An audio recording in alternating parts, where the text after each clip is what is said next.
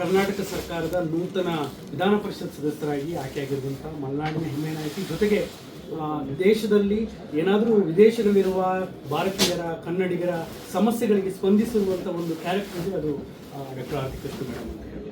ಅವರು ಇವತ್ತು ಇನ್ನೊಂದು ಹುದ್ದೆಯನ್ನು ಅಲಂಕರಿಸಿರ್ತಾರೆ. ಅದು ನಮ್ಮ ಮಲೆನಾಡಿಗೆ, ಜೊತೆಗೆ ಇಡೀ ಕರುನಾಡಿಗೆ ಒಂದು ಹೆಮ್ಮೆಯ ವಿಚಾರ. ಅವರು ಈ ಖುಷಿಯನ್ನು, ಈ ಸಂತಸವನ್ನು ಹೇಗೆ ಹಂಚಿಕೊಳ್ತಾರೆ, ಜೊತೆಗೆ ಅವರ ತಂದೆಯ ಕನಸು ಇವತ್ತು ನನಸಾಗಿದೆ. ಏನಂತಾರೆ? ನೀವು ಹೇಳಿದ ಸರಿ. ನನಗೆ ಈ ಒಂದು ಫಸ್ಟ್ ಆಫ್ ಆಲ್ ಈ ಒಂದು ಜವಾಬ್ದಾರಿ ಕೊಟ್ಟ ನಮ್ಮ ಕಾಂಗ್ರೆಸ್ ನಾಯಕರಿಗೆ ನನ್ನ ಧನ್ಯವಾದಗಳು.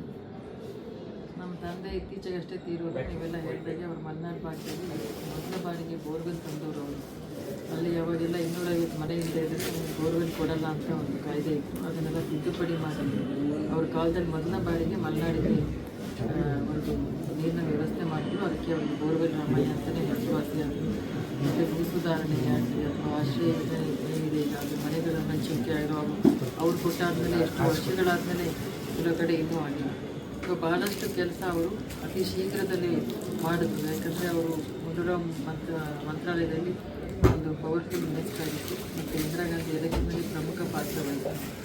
ಅವಾಗಿಂದಲೂ ನನಗೆ ರಾಜಕೀಯದಲ್ಲಿ ಸ್ವಲ್ಪ ಆಸಕ್ತಿ ಇತ್ತು. ಆದರೆ ನಾನು ಭಾಳಷ್ಟು ಬೇಗ ಮೊದಲಾಗಿ ಅಮೆರಿಕ ದೇಶಕ್ಕೆ ಹೋದೆ. ಅಲ್ಲಿ ರಾಯಭಾರಿ ಕಚೇರಿಯಲ್ಲಿ ಕೆಲಸ ಮಾಡಿದ್ರು ಕೂಡ ನನಗೆ ಇಂಡಿಯಾಕ್ಕೆ ಒಂದಲ್ಲ ಒಂದು ದಿವಸ ಬಂದು ಸಮಾಜ ಸೇವೆ ಮಾಡಬೇಕನ್ನೋದು ನನ್ನ ಆಸೆ ಇತ್ತು. ಆದ್ದರಿಂದ ನಾನು ಅಲ್ಲಿಂದ ಬಂದು ಕೃಷ್ಣ ಫೌಂಡೇಶನ್ ಅಂತ ಮಾಡಿದ್ದೆ. ನಮ್ಮ ಮಲೆನಾಡು ಭಾಗದಲ್ಲಿರೋ ನಮ್ಮ ತಂದೆ ಕ್ಷೇತ್ರ ಚಿಕ್ಕಮಗಳೂರು ಜಿಲ್ಲೆಯ ಹಲವು ಶಾಲೆಗಳಲ್ಲಿ, ಗೌರ್ಮೆಂಟ್ ಶಾಲೆಗಳಿಗೆ ಅನೇಕ ಸೌಲಭ್ಯಗಳನ್ನು ನಾನು ಒದಗಿಸ್ತೇನೆ. ನಮ್ಮ ಪರ್ಸ್ನಲಿ ನನ್ನ ಒಂದು ವೈಯಕ್ತಿಕವಾಗಿ ನನ್ನ ಫೌಂಡೇಶನ್ ಮೂಲಕ ಅದನ್ನು ಮಾಡಾದಮೇಲೆ ನನಗೆ ಜಾಸ್ತಿ ಒಂದು ಈಗ ಈ ಥರ ಒಂದು ಅವಕಾಶ ಸಿಕ್ಕಾಗ ನಾವು ಇನ್ನೂ ಜಾಸ್ತಿ ಸೇವೆ ಮಾಡಲು ಅವಕಾಶ ಆಗುತ್ತೆ. ನಾನು ಅದು ಇಲ್ಲದೇ ಇದ್ರೂ ಮಾಡ್ತೀನಿ, ಅದಿದ್ದಾಗಲೂ ಮಾಡ್ತೀನಿ. ಯಾಕಂದರೆ ನಿಮಗೆ ಗೊತ್ತಿರೋ ಥರ ನಾನು ಬಂದಮೇಲೆ ಅನಿವಾಸಿ ಭಾರತೀಯ ಸಮಿತಿಯ ಲಾಸ್ಟ್ ಸಿದ್ದರಾಮಯ್ಯ ಗೌರ್ಮೆಂಟಲ್ಲೂ 2 ವರ್ಷ ಇತ್ತು. ನಾನೇ ಫಸ್ಟ್ ಟೈಮ್ ಈ ಒಂದು ಅನಿವಾಸಿ ಕನ್ನಡಿಗರಿಗೆ ಹೊಸ ಪಾಲಿಸಿ ಮಾಡಿದೆ. ಅದನ್ನು ಕಾರ್ಯಗತ ಮಾಡೋದ್ರಲ್ಲಿ ನಾವು ಚುನಾವಣೆಗೆ ಹೋದ್ವಿ. ಚುನಾವಣೆಗೆ ಹೋದ್ಮೇಲೆ ಮತ್ತೆ ನಮ್ಮ ಸರ್ಕಾರ ಬರಲಿಲ್ಲ, ಕೋಯಲೇಷನ್ ಇತ್ತು. ಅವಾಗಲೂ ನನ್ನೇ ಕಂಟಿನ್ಯೂ ಮಾಡಬೇಕಂತಿದ್ರು. ಅಷ್ಟೆಲ್ಲ ಅವ್ರು ಚೇಂಜ್ ಆದರು, ಈಗ ನಮ್ಮ BJP ಬಂತು. ಸೊ ಒಟ್ಟು ಕೊನೆ 5 ವರ್ಷದಿಂದ ಈ ಇಲಾಖೆಯಲ್ಲಿ ಯಾರೂ ಕೂಡ ಇರಲಿಲ್ಲ. ಹಾಗೆ ಮತ್ತೆ ಈಗ ನನಗೆ ಅದೇ ಪೊಸಿಷನ್ ಕೊಟ್ಟರು. ಆದರೆ ಅದಕ್ಕೆ ಮುಂಚೆ 5 ವರ್ಷ ಟೈಮಲ್ಲಿ ಬಹಳಷ್ಟು ನಾವು ಸಂದಿಗ್ಧ ಪರಿಸ್ಥಿತಿ ಎದುರಿಸಬೇಕಾದ ಒಂದು ಸಮಯ ಬಂದಿತ್ತು. ಕರೋನಾ ಟೈಮ್ ಆಗಲಿ, ಯುಕ್ರೇನ್ ಯುದ್ಧ ಆಗಲಿ, ಆಮೇಲೆ ನಮ್ಮ ಸುದಾನಲ್ಲಿ ಒಂದು 10 ಕೋಟಿ ಜನ ಸಿಕ್ಕಾಕೊಂಡ್ರು. ಈಗ ಇರಾನ್ ಇಸ್ರೇಲ್ ವಾರ ಆಯಿತು. ಸೊ ಈ ಥರ ತುಂಬ ಪರಿಸ್ಥಿತಿಗಳು ಉದ್ಭವವಾದಾಗೆಲ್ಲ ಆದಿವಾಸಿ ಕನ್ನಡಿಗರು ನನ್ನ ಮೇಲೆ ಡಿಪೆಂಡ್ ಆಗ್ತದೆ. ಪ್ರತಿಯೊಂದು ಹೊರದೇಶದಲ್ಲಿ ಏನೇ ಆಗಲಿ, ಅದು ಅಲ್ಲಿ ಒಂದು ಯಾರ ಎಂಬಸಿಗೆ ಸಂಬಂಧಪಟ್ಟ ವಿಷಯ ಇರ್ಬೋದು, ಒಬ್ಬರು ತೀರೋಗ್ತಾರೆ, ಅವ್ರ ಬಾಡಿ ಥರ ವಿಷಯ ಇರ್ಬೋದು, ಅಥವಾ ಅವ್ರಿಗೆ ಹೋಗಿ ಕಾರ್ಮಿಕರು ಹೋಗಿ ಒಂದು ಕಷ್ಟಕ್ಕೆ ಸಿಕ್ಕಾಕೋತಾರೆ, ಅವ್ರ ಪಾಸ್ಪೋರ್ಟನ್ನ ಓನರ್ಸ್ ಇಟ್ಕೊಂಡಿರ್ತಾರೆ, ಭಾಳಷ್ಟು ಸಮಸ್ಯೆ ಇರ್ತಾರೆ. ಯಾಕಂದರೆ ನಮ್ಮ ರಾಜ್ಯದವ್ರು ಜಾಸ್ತಿ ಇರೋದು ಕೊಲ್ಲಿ ರಾಷ್ಟ್ರಗಳಲ್ಲಿ. ಅದರೊಳಗೆ ಎಲ್ಲ ರೀತಿ ಜನರು ಇದ್ದಾರೆ. ಪ್ರೊಫೆಷ್ನಲ್ಸ್ ಇದ್ದಾರೆ, ಕಾರ್ಮಿಕರಿದ್ದಾರೆ, CEOs ಇದ್ದಾರೆ. ಅದೇ ಪಾಶ್ಚಾತ್ಯ ರಾಷ್ಟ್ರಗಳಲ್ಲಿ ಜಾಸ್ತಿ ಎಲ್ಲ ಅನುಕೂಲವಾಗಿರೋರು ಇರ್ತಾರೆ. ಅಂದರೆ ಅವ್ರಿಗೆ ಈ ಥರ ಸಮಸ್ಯೆ ಇರಲ್ಲ. ಆದರೆ ಇಲ್ಲಿ ನಮ್ಮ ರಾಜ್ಯದವ್ರು ಜಾಸ್ತಿ ಇರೋದು ಕೊಲ್ಲಿ ರಾಷ್ಟ್ರದಲ್ಲಾಗಿದ್ದರಿಂದ ಅವರು ಭಾಳಷ್ಟು ಕೇರಳ ರಾಜ್ಯದ ಥರ ಇಲ್ಲಿ ಕೊಲ್ಲಿ ರಾಷ್ಟ್ರಗಳಲ್ಲಿ ಜಾಸ್ತಿ ಇದ್ದಾರೆ. ಬೇರೆ ಕಡೆ ಇರೋದಿಲ್ಲ. ಪ್ರೊಫೆಷ್ನಲ್ಸು ಮತ್ತು ಸ್ಟೂಡೆಂಟ್ಸು ಈ ಥರ ಇರ್ತಾರೆ. ಅವ್ರ ಸಮಸ್ಯೆ ಬೇರೆ, ಇಲ್ಲಿ ಅವ್ರದ್ದೇ ಬೇರೆ ಸಮಸ್ಯೆ. ಇಲ್ಲಿ ಫ್ಯಾಮಿಲಿ ಇಲ್ಲಿರ್ತಾರೆ, ಅವರಲ್ಲಿ ಕಷ್ಟಪಟ್ಟು ದುಡಿತಿರ್ತಾರೆ, ಅವ್ರಿಗೆ ಯಾವುದೇ ಥರ ಒಂದು ಸೆಕ್ಯೂರಿಟಿ ಇಲ್ಲ, ಇನ್ಶೂರೆನ್ಸ್ ಇಲ್ಲ. ಸೊ ಅದೆಲ್ಲ ನಾವು ನಮ್ಮ ಪಾಲಿಸಿಲಿ ಮಾಡಿದ್ವಿ.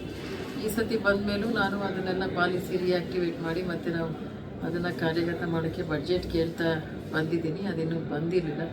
ಈಗ ಇದೊಂದು ವಿಧಾನ ಪರಿಷತ್ತಿನ ಸದಸ್ಯ ಆದಮೇಲೆ ಅದೇ ಸಮಸ್ಯೆನ ನಾನೇ ಸದನದಲ್ಲಿ ಮಾತಾಡಿ ನಮ್ಮ ಇಲಾಖೆಗೆ ಯಾಕೆ ಬಡ್ಜೆಟ್ ಬೇಕು, ಯಾಕೆ ಇದಕ್ಕೆ ಪ್ರಾಮುಖ್ಯತೆ ಕೊಡಬೇಕು, ಅಲ್ಲಿರೋರಿಗೆ ಯಾವ್ಯಾವ ದೇಶದಲ್ಲಿರುವ ಅನಿವಾಸಿ ಕನ್ನಡಿಗರಿಗೆ ಯಾವ್ಯಾವ ಸಮಸ್ಯೆ ಇದೆ ಅನ್ನೋದನ್ನ ನಾನು ಕೂಡ ಎಲ್ಲರ ಗಮನ ಸೆಳೆಯಲು ನನಗೆ ಒಂದು ಅವಕಾಶ ಸಿಕ್ಕಿದೆ ಅಂತ ನನಗೆ ತುಂಬ ಸಂತೋಷ ಆಗಿದೆ. ಮತ್ತು ನಮ್ಮ ಮಲೆನಾಡು ಭಾಗದಲ್ಲಿ ನನಗೆ ಏನೇನು ಸಮಸ್ಯೆ ಇದೆ ಅಂತ ನಾನು ಚಿಕ್ಕಲ್ಲಿಂದ ನಮ್ಮ ತಂದೆ ಜೊತೆ ಇದ್ದು ಓಡಾಡಿ ನೋಡ್ತಾ ಬಂದಿದ್ದೀನಿ. ಈಗ ಆಗಿದ್ದ ಸಮಸ್ಯೆನೇ ಬೇರೆ, ಈಗ ಬೇರೆ ಬೇರೆ ಥರ ಸಮಸ್ಯೆ ಉದ್ಭವ ಆಗಿದೆ. ಅದೇ ಹಳದಿ ರೋಗ ಇರ್ಬೋದು, ನಮ್ಮದು ಸೊ ಅದನ್ನೆಲ್ಲ ನನಗೂ ಕೂಡ ಸ್ವಲ್ಪ ಅದ್ರ ಬಗ್ಗೆ ಅರಿವಿದೆ. ಬಟ್ ಈಗ ಈ ವಿಧಾನ ಪರಿಷತ್ತಿನ ಸದಸ್ಯ ಆದಮೇಲೆ ನಾನು ಕೂಡ ನಮ್ಮ ಕ್ಷೇತ್ರಕ್ಕೆ, ನಮ್ಮ ಜಿಲ್ಲೆಗೆ, ನಮ್ಮ ಮಲೆನಾಡು ಭಾಗಕ್ಕೆ ನಮ್ಮ ತಂದೆ ಮಾಡಿದ ಥರನೇ ನನ್ನ ಕೈಲಾದ ಸಹಾಯವನ್ನು ಮತ್ತು ಅಭಿವೃದ್ಧಿ ಕಾರ್ಯವನ್ನು ನನ್ನ ಕೈಲಾದಷ್ಟು ನಾನು ಮಾಡಬೇಕನ್ನೋದು ಆಸೆ.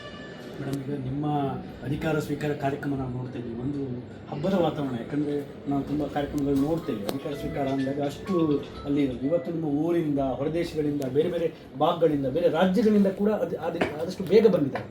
ಆ ಅಭಿಮಾನಕ್ಕೆ ನೀವೇನಂತೀರ? ನನಗೆ ನಿಜವಾಗ್ಲೂ ನಾನು ತುಂಬ ಒಂದು ಅದೃಷ್ಟವಂತೆ ಅನಿಸುತ್ತೆ. ಯಾಕಂದರೆ ಇಲ್ಲಿರೋರು ಒಂದು ಕ್ಷೇತ್ರಕ್ಕೆ ಸೀಮಿತ ಆಗಿರ್ತಾರೆ. ಆದರೆ ನನಗೆ ಕೆಲವರು ರಾಯಭಾರಿಗಳು ಹೇಳ್ತಾ ಇರ್ತಾರೆ, ನಿಮಗೆ ಪ್ರಪಂಚನೇ ಲಿಮಿಟ್ ಅಂತ. ಸೊ ಆ ಥರ ನನಗೆ ಇವತ್ತು ನೀವು ಹೇಳಿದ ಥರನೇ ಕರ್ನಾಟಕ ರಾಜ್ಯದಲ್ಲಿ ಬೇರೆ ಬೇರೆ ಭಾಗದವರಂತೆ, ನಮ್ಮ ಭಾರತದಲ್ಲಿ ಬೇರೆ ಬೇರೆ ರಾಜ್ಯದವರಂತೆ, ಮತ್ತು ಪ್ರಪಂಚದಲ್ಲಿರೋ ಬೇರೆ ಬೇರೆ ದೇಶಗಳವರು ಕೂಡ ಬಂದಿದ್ದಾರೆ. ಅದು ಸ್ವಲ್ಪ ವಿಶಿಷ್ಟ ಅನ್ಬೋದು. ಯಾಕಂದರೆ ಎಲ್ಲ ಕಡೆ ಆ ಥರ ಬರೋದು. ಮತ್ತು ನಮ್ಮ ಇದು ಭಾಳ ಒಂದು ಶಾರ್ಟ್ ಟೈಮಲ್ಲಿ ಇದು ಇವತ್ತು ಸ್ವೇರಿಂಗ್ ಇನ್ ಅಂತ ಅನೌನ್ಸ್ ಆದಮೇಲೆ ಸಾಕಷ್ಟು ಜನ ಇನ್ನೂ ಬರ್ತಾನೆ ಇದ್ದಾರೆ. ಬಿಕಾಸ್ ಅವ್ರಿಗೂ ಕೂಡ ಫ್ಲೈಟ್ ಸೌಲಭ್ಯ ಅಷ್ಟೊಂದು ಸಿಗಲಿಲ್ಲ. ಬೇರೆ ಬೇರೆ ಈಗ ಅಮೇರಿಕಾದಿಂದ ಬರಬೇಕಂದ್ರೆ 24 hours ಬೇಕು. ಸೊ ಅವರಿಗೆ ಫ್ಲೈಟ್ ಸಿಕ್ಕದೆ ಇನ್ನೂ ಕೆಲವರು ಬರ್ತಾ ಇದ್ದಾರೆ. ಸೊ ನನಗೆ ತುಂಬ ಸಂತೋಷ ಆಯಿತು. ಅಟ್ಲೀಸ್ಟ್ ನಾನು ಮಾಡಿದ ಸೇವೆನ ಕರೋನಾ ಟೈಮಲ್ಲಿ ಮಾಡಿದ್ದು ಎಲ್ಲ ನೆನೆಸ್ಕೊಂಡು ನನ್ನ ಹತ್ರ ಸಹಾಯ ಪಡೆದವರು ಆ ಟೈಮಲ್ಲಿ ಸುಮಾರು ಜನ ಬಂದಿದ್ದಾರೆ. ಸುಮಾರು ಉದ್ಯಮಿಗಳು ಬಂದಿದ್ದಾರೆ, ಮತ್ತು ಸುಮಾರು ಕಾರ್ಮಿಕರ ಹಂತದಲ್ಲಿ ಇವರು ಕೂಡ ಬಂದಿದ್ದಾರೆ. ಅವರೆಲ್ಲ ಅನಿವಾಸಿ ಕನ್ನಡಿಗರೇ. ಬಟ್ ಆ ಟೈಮಲ್ಲಿ ಈಗೊಬ್ಬರು ಅಲ್ಲಿ ಬಂದಿದ್ದರು, ನೀವು ನೋಡಿರ್ಬೋದು. ಅವ್ರ ಹೆಂಡತಿ ಪ್ರೆಗ್ನೆಂಟ್ ಇದ್ದರು. ಅವರು ಅರ್ಜೆಂಟ್ ಇಂಡಿಯಾಗೆ ಕರ್ಕೊಂಬರ್ಬೇಕಾಗಿತ್ತು. ಅವರಿಗೆ ಫ್ಲೈಟಲ್ಲಿ ನಮ್ಮ ರಾಯಭಾರಿ ಕಚೇರಿಯು ಅವ್ರನ್ನ ಫ್ಲೈಟಿಗೆ ಅಕಾಮಿಡೇಷನ್ ಕೊಡಬೇಕಿತ್ತು. ಅವ್ರಿಗೆ ಕೊಟ್ಟಿರಲಿಲ್ಲ. ಅವರಿಗೆ ಭಾಳ ಒಂದು ಕಾತರದಿಂದ ಇದ್ದರು. ಆಮೇಲೆ ನಾನು ಅವ್ರಿಗೆ ಸಹಾಯ ಮಾಡಿದ್ದೆ. ಅದು ನೆನೆಸ್ಕೊಂಡು ಇವತ್ತು ಬಂದರು. ಸೊ ಆ ಥರ ಸುಮಾರು ಜನ ಬಂದಿದ್ದಾರೆ. ಮೇಡಮ್, ಈಗ ಒಬ್ಬರು ಕರ್ನಾಟಕದ ಫೇಮಿಯರ್ ಅಥವಾ ಈ ಇನ್ಸ್ಪೈರಲ್ ಕ್ಯಾರೆಕ್ಟರ್ ಆಗಿ ನಿಮ್ಮನ್ನು ಕಾಣ್ಬೋದು. ಯಾಕಂದರೆ ಮಹಿಳಾ ನಾಯಕಿ ಅಂದಾಗ ಒಂದು ರಾಜಕಾರಣ ಅಥವಾ ಈ ಥರದಲ್ಲಿ ಮಾತ್ರ ಒಂದು ಆ್ಯಂಗಲ್ಸ್ ಇರುತ್ತೆ. ನೀವು ಮಲ್ಟಿಪಲ್ ಶೇಡ್ಸಲ್ಲಿ ವರ್ಕ್ ಮಾಡ್ತಾ ಇದ್ದೀರಾ. ಇನ್ನಷ್ಟು ಮುಂದಿನ ಯೋಚನೆಗಳು ಏನಿದೆ ಮೇಡಮ್, ಇನೋವೇಟಿವ್ ಆಗಿ, ಅಥವಾ ಈ ಎಲ್ಲ ದೇಶಗಳ ಕನ್ನಡಿಗರನ್ನು ಬೆಸೆಯುವ ಜೊತೆಗೆ ಕರ್ನಾಡಿಗೆ ಅವರ ಕಾಂಟ್ರಿಬ್ಯೂಟ್ ಕೊಡುವಲ್ಲಿ ನಿಮ್ಮ ಒಂದು ಕಾಣಿಕೆ ಅಥವಾ ಏನೋ ಪ್ರೋಗ್ರಾಮ್ ಪ್ಲಾನ್ ಆ ಥರದ್ದು ಏನಾದರೂ? ಅದೇ ನಾನು ಹೇಳ್ದಂಗೆ ನಮ್ಮದು ಅನಿವಾಸಿ ಕನ್ನಡಿಗರಿಗೆ ಅದು ಸಪ್ರೇಟು, ಅದಕ್ಕೆ ಬೇಕಾದಷ್ಟು ಪ್ರೋಗ್ರಾಮ್ಸ್ ಮಾಡಬೇಕನ್ನೋದು ನನ್ನ ಮನಸ್ಸಲ್ಲಿದೆ. ಅದನ್ನು ಕಾರ್ಯಗತನೂ ಕೂಡ ಮಾಡೋಕ್ಕೆ ಪ್ರಾರಂಭ ಮಾಡ್ತೀವಿ ಬಡ್ಜೆಟ್ ಸಿಕ್ಕಿದ ಮೇಲೆ. ಇನ್ನು ನಾನು ವಿಧಾನ ಪರಿಷತ್ ಸದಸ್ಯೆಯಾಗಿ ನಮ್ಮ ಜಿಲ್ಲೆಗೂ ಕೂಡ, ನಮ್ಮ ಮಲೆನಾಡು ಭಾಗಕ್ಕೂ ಕೂಡ ಆದಷ್ಟು ಎಷ್ಟಾಗುತ್ತೋ ಅಷ್ಟು ಕೆಲಸ ಮಾಡಬೇಕನ್ನೋದು ನನ್ನ ಇಚ್ಛೆ.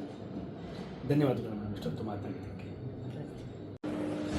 ವಿಧಾನ ಪರಿಷತ್ ನೂತನ ಸದಸ್ಯರಾಗಿ ಆಯ್ಕೆಯಾದ ಅನಿವಾಸಿ ಭಾರತೀಯ ಸಮಿತಿಯ ಉಪಾಧ್ಯಕ್ಷೆ ಡಾಕ್ಟರ್ ಆರತಿ ಕೃಷ್ಣ ಗುರುವಾರ ವಿಧಾನಸೌಧದಲ್ಲಿ ಅಧಿಕಾರ ಸ್ವೀಕರಿಸಿದರು.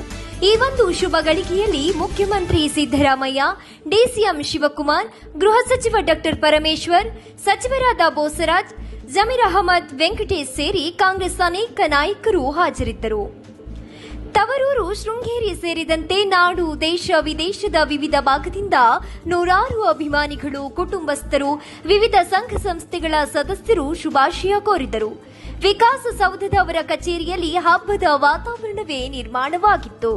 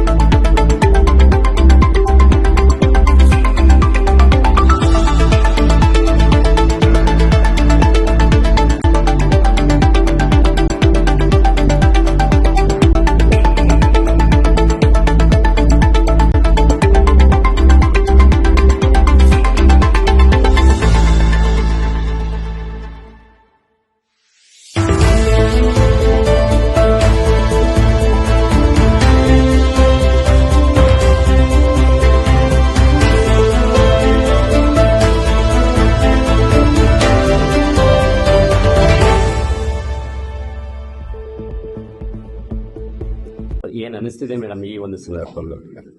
ಮೊದಲು ಫಸ್ಟ್ ರಿಯಾಕ್ಷನ್.